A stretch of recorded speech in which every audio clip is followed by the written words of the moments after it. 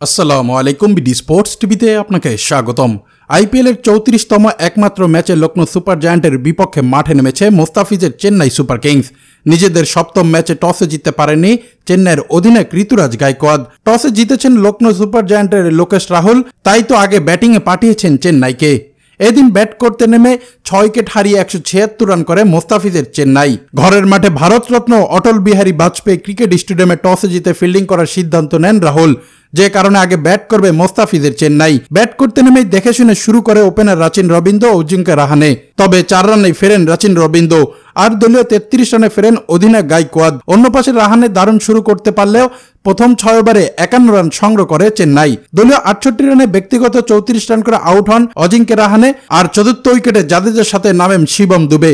এ batter 3 run করে ফিরলে এতেই বিপদে পড়ে চেন্নাইয়ের ব্যাটিং লাইন আপ।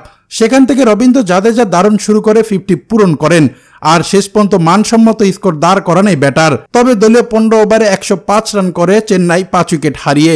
বাকি 30 বলে 71 রান সংগ্রহ করে রবীন্দ্র জাদেজা ও ধোনির ব্যাটিং তাণ্ডবে। তাই তো শেষ দিকে চেন্নাইয়ের হয়ে মঈন আলী 20 বলে 30 করেন, রবীন্দ্র জাদেজা 40 বলে 57 রান করে অপরাজিত থাকেন আর 9 বলে 28 রান করেন MS ধোনি।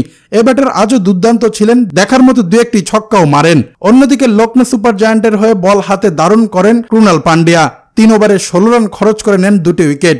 বাকি বলাররা মার্কিনেস ও বিষ্ণয় নেন 1টি করে উইকেট। এতেই শেষ পর্যন্ত 20 ওভারে 6 উইকেট হারিয়ে 176 রান সংগ্রহ করে মোস্তাফিজের চেন্নাই সুপার কিংস। জিততে হলে করতে হবে 177, যা ইতিমধ্যে ব্যাট করছে লখনৌ সুপার জায়ান্ট। দর্শক, এই ছিল খেলাধুলার আপডেট। পরবর্তী আপডেট সবার আগে পেতে চ্যানেলটি সাবস্ক্রাইব করে সঙ্গেই থাকুন।